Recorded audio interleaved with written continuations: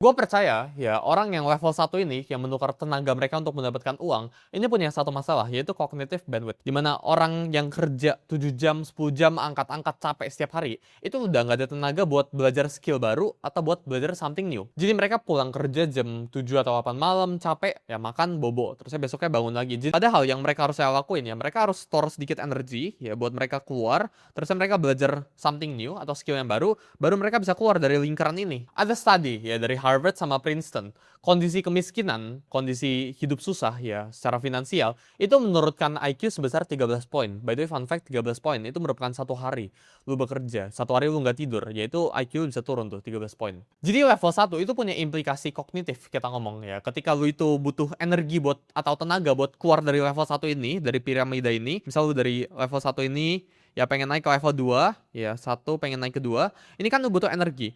Tapi energi lu ini udah abis duluan di level 1. Makanya kenapa menurut gua ya buat lu naik dari level 1 ke level 2, ini stepnya itu susah banget. Gue dulu juga sering percaya ya, kenapa enggak orang yang tukar tenaganya untuk mendapatkan uang ya mereka sisihin sebagian besar waktunya buat belajar skill baru. Setelah itu mereka belajar skill baru, mereka tinggal quit dari jobnya, cari pekerjaan baru. Dulu gue mikirnya kayak gitu. Tapi kenyataannya ya orang yang menukar tenaganya untuk mendapatkan uang, mereka itu udah keburu capek duluan setelah mereka pulang kerja.